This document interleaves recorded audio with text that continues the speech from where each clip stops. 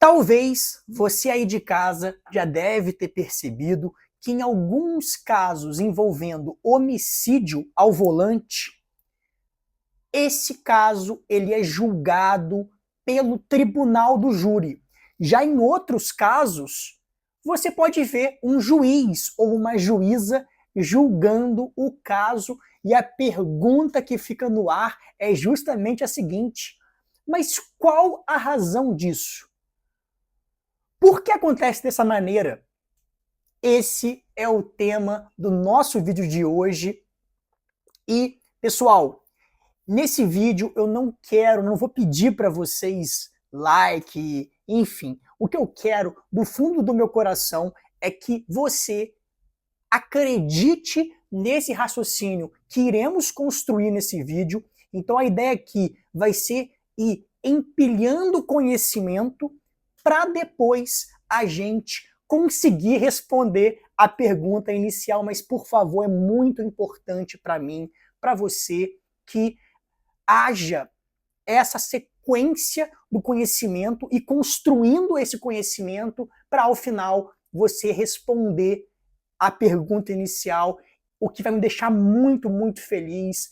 Quem não é do direito, quem está começando agora a estudar direito penal, conseguir falar, pô, Luiz, peguei, entendi, e isso vai me deixar muito feliz, e a ideia do vídeo é justamente essa. Esse estudo de hoje, pessoal, eu dividi em 3 segmentos. Então, 3 partes que vão aparecer aqui para vocês. Então, primeira parte vai ser a análise da competência do tribunal do júri.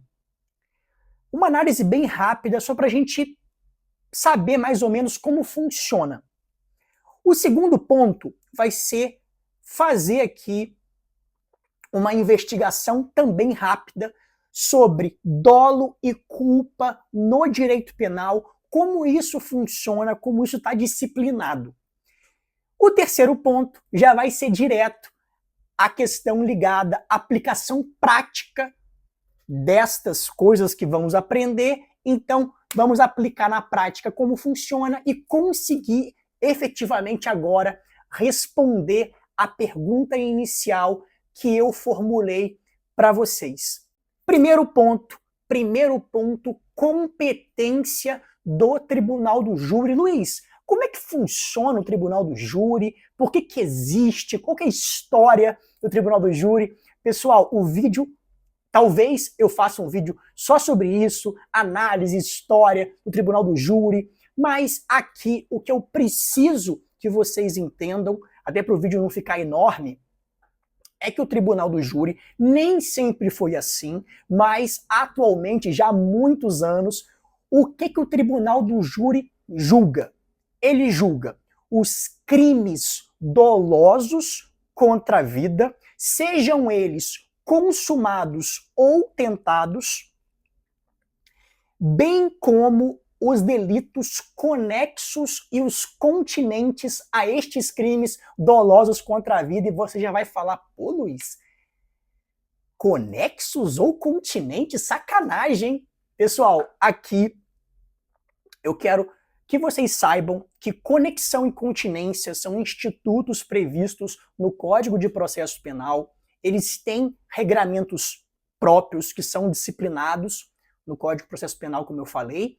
Mas, para quem não é do direito e para nossa formação aqui de entendimento quanto a esse vídeo, eu quero que quando eu disser conexão, continência, conexos ou continentes, vocês entendam que isso quer dizer interligação, ligação, vínculo. Vamos melhorar isso aí, Luiz, melhora isso aí, pô. Vamos melhorar. Então, vamos supor, eu quero matar o João, pego uma arma, compro uma arma, dou um tiro no João e, de fato, eu consigo alcançar o meu objetivo, eu mato o João, abro um buraco no chão ali, cavo um buraco, enterro o João naquele buraco e vou embora. Para quem não sabe, aqui há 2 crimes. Homicídio doloso, claramente, e também temos um crime autônomo, que é o crime de ocultação de cadáver. Perceba que o crime de ocultação de cadáver que eu mencionei para vocês é um crime que tem uma ligação, tem um vínculo, então eu quis enterrar o João para esconder aquele crime anterior que eu acabei de cometer, né, o homicídio. Então são crimes que são conexos. Esse crime de ocultação de cadáver, ele vai a júri. Ele não é doloso contra a vida, mas ele vai a júri. Então, pegamos crimes dolosos contra a vida, consumados ou tentados, e os crimes conexos ou continentes comuns que sejam ligados a estes crimes dolosos contra a vida.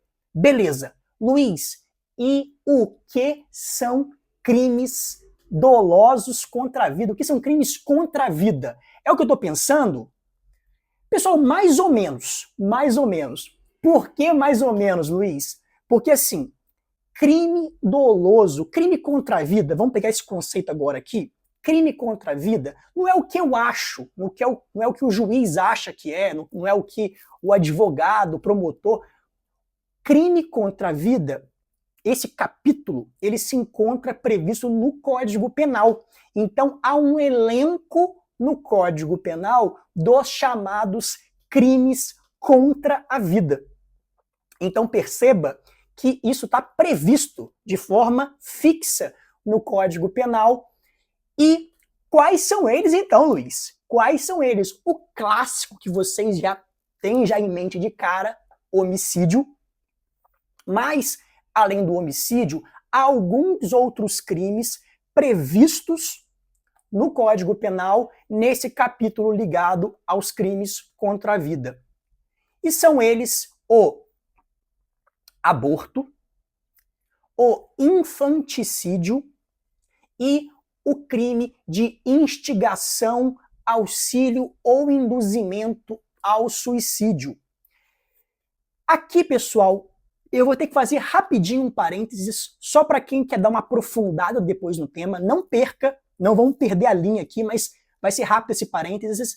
É só o seguinte, no crime de auxílio, instigação ou induzimento ao suicídio, houve uma alteração em 2019 no Código Penal que trouxe também o auxílio, instigação ou induzimento à automutilação nessa parte dos crimes contra a vida. Mas isso é muito criticado pela doutrina, pelos estudiosos do direito, porque esse crime, em tese, ele não é contra a vida, ele é contra a integridade física. Quando eu auxilio, instigo, induzo alguém a se automutilar. Mas é só um parênteses para quem quer aprofundar no tema, mas vamos passar por isso. Então já sabemos que o tribunal do júri, ele julga os crimes dolosos contra a vida, sejam eles tentados ou consumados, e os crimes comuns que têm ligação com esses crimes dolosos contra a vida. Perfeito, perfeito. Segundo ponto essencial na nossa análise agora é saber como funciona a disciplina do dolo e da culpa no nosso Código Penal. Como funciona essa disciplina? O Código Penal, no seu artigo 18, inciso 1º, ele diz pra gente que o crime ele vai ser doloso quando o agente ele quis o resultado ou ele assumiu o risco de produzi-lo. Pessoal, essa primeira parte ela é bem tranquila, bem intuitiva, sossegada. Ou seja, eu quero matar o Marcelo. Então, eu tenho um aspecto cognitivo, eu prevejo e tenho um aspecto de intenção. Esse é o chamado dolo direto. No Código Penal, como eu falei para vocês, há uma segunda parte em relação ao dolo. Eu falei quando o agente quer produzir ou assumiu o risco de produzi-lo. Então, o dolo que vocês ouvem tanto na mídia, no rádio, televisão no geral, esse dolo, ele não é só para o nosso Código Penal, prevalece esse entendimento que desse inciso que eu mencionei para vocês, tem o dolo direto e também tem o chamado dolo eventual. E Luiz, no que consiste esse tal dolo eventual? Que tem a mesma consequência do dolo direto na prática. Então, o dolo vai ser essa intenção e também esse dolo eventual que eu falei para você aí. E como funciona isso? Vamos lá. O dolo eventual ocorre quando o agente ele não quer aquele resultado, ele não quer diretamente aquele resultado, mas ele aceita aquela situação como possível. Ele não só aceita, ele aceita e assume o risco e as consequências daquele resultado. É aquela ideia, pessoal, de eu não quero que isso aconteça, mas se acontecer, tanto faz para mim, tanto faz, eu vou prosseguir na minha conduta. Eu não quero, mas se acontecer, é o famoso dane-se, eu aceito e eu sigo na minha conduta. Isso, para quem não é do direito, talvez entenda, quando pega um caso prático, como se fosse uma culpa, algo nesse sentido. Mas, para o nosso sistema, essa situação que eu mencionei para vocês, que é classificada doutrinariamente como dolo eventual, tem o mesmo tratamento do dolo tradicional, digamos assim, que vocês já bem conhecem. E aqui eu tenho que fazer uma bifurcação para a gente entender um pouquinho sobre culpa. A culpa, pessoal, o estudo da culpa, ele se encontra também disciplinado no nosso Código Penal e vocês também já têm uma noção, quem nunca estudou direito penal na vida, mas também tem uma noção de culpa.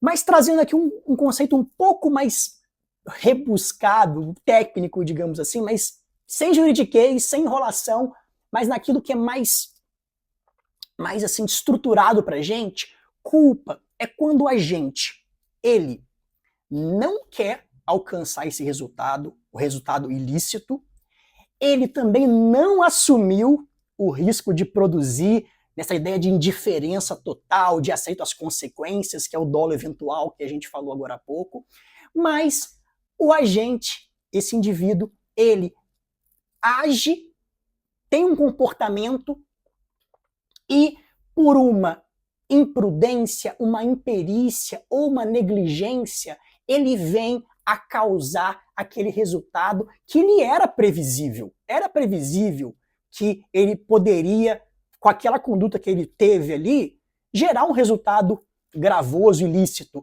mas ele não observou regras básicas de convívio social.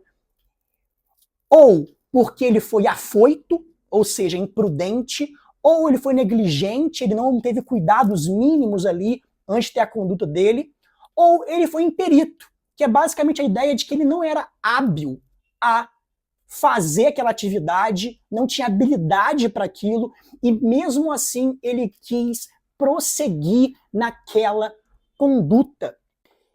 O grande problema, pessoal, aqui pra gente, é quando a gente esbarra nessa diferenciação de dolo eventual e um nomezinho diferente que é considerado culpa, mas é um nome, é uma nomenclatura que para a gente vai ser muito relevante para a gente avançar nos nossos estudos aqui. Então repare que estamos construindo aqui uma linha de raciocínio. Eu peço desculpa para quem queria uma resposta direta, mas o meu objetivo não é fazer um vídeo curto, um vídeo direto ao ponto, mas de construir um raciocínio com vocês para que após tudo isso a gente consiga ter uma conclusão, ter aqui uma linha de raciocínio.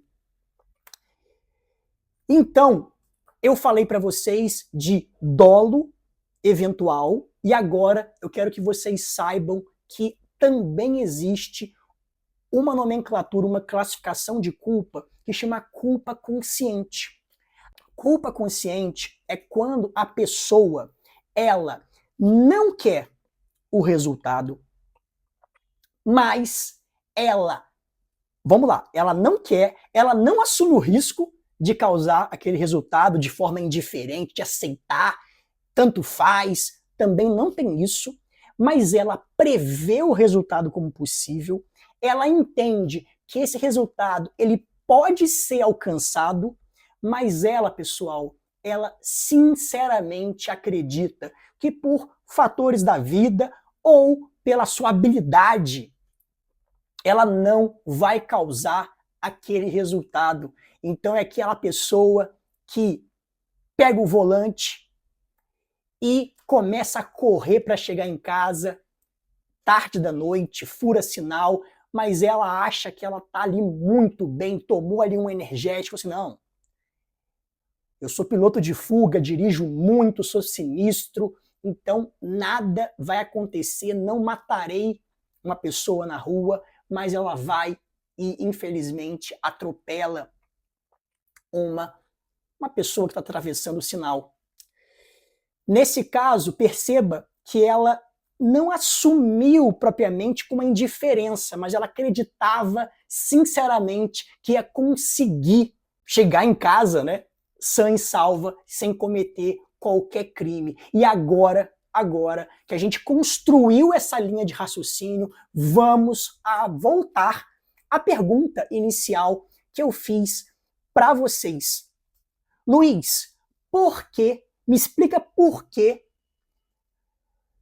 em algumas situações eu vejo na mídia uma pessoa que atropela outra no volante ali, tá ali dirigindo, atropela, vai para o júri, vem uma pena altíssima se é condenado. Em outros casos, Luiz, nem chega nesse ponto, é um juiz que julga, às vezes tem um benefício, uma pena ridícula às vezes. Por que acontece isso? Pela base de raciocínio que já construímos, sabemos o quê? Que homicídio culposo, em regra, não vai a júri. Não vai a júri, pessoal. Eu falei o quê?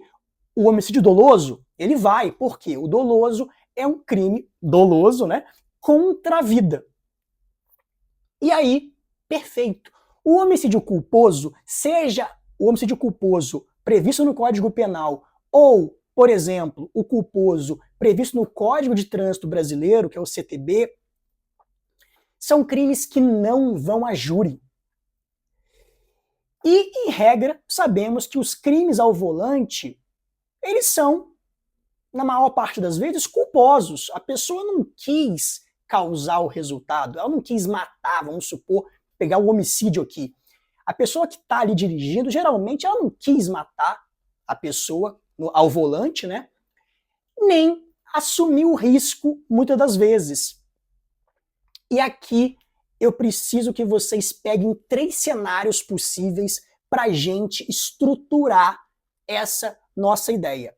Se eu pego o volante e eu quero matar o José, vejo meu vizinho, vejo ele atravessando ali a rua, vou e passo por cima dele, claramente é um homicídio doloso, esse crime vai ser processado pelo rito do júri. Vai a júri esse crime. Outro cenário. Agora, eu não queria matar o José, mas furei o sinal vermelho, dei uma vacilada, ele passou, atravessou ali, eu fiz besteira, atropelei, ele morreu. Nesse caso, perceba que esse crime é um crime previsto no Código de Trânsito Brasileiro, artigo 302, e ele não vai a júri. É um homicídio culposo ao volante.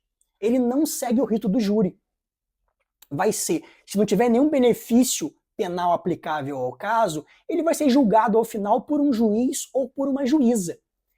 Agora é o cenário que dá pano para manga e é onde moram os casos midiáticos que vocês tanto veem, e é justamente aquela situação em que a pessoa, ela cometeu um ato extremamente irresponsável ao volante.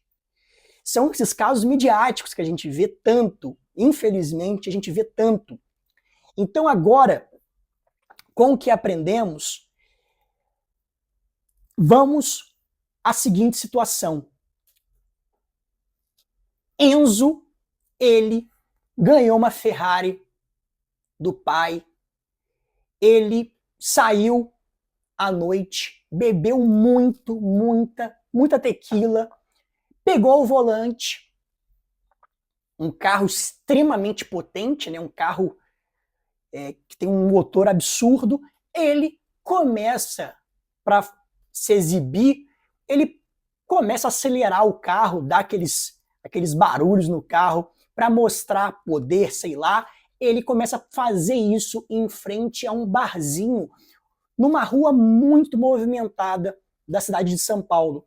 Começa ali a fazer gracinha e uma hora ele entra na contramão, vê que tem um monte de gente na rua e ele quer mostrar a potência do carro dele e acelera. Ele vê que tem gente na rua, tem gente passeando ali, caminhando, gente atravessando fora da faixa, mas ele fala, que se dane, eu tenho dinheiro, se der algum problema, eu pago um bom advogado, o melhor penalista do Brasil, e que se dane, se matar, matei, e ele acaba que acontece aquilo que ele previu, e ele atropela uma criança que está passando na faixa de pedestre. Perceba que nesse caso, os elementos do caso concreto, né, os elementos extraídos da situação, demonstram que essa irresponsabilidade do Enzo, ela flertou com esse dolo eventual. Ele não quis matar a criança diretamente, mas esses elementos, eles bem demonstraram que essa irresponsabilidade não foi uma mera culpa consciente que não está no âmbito do júri.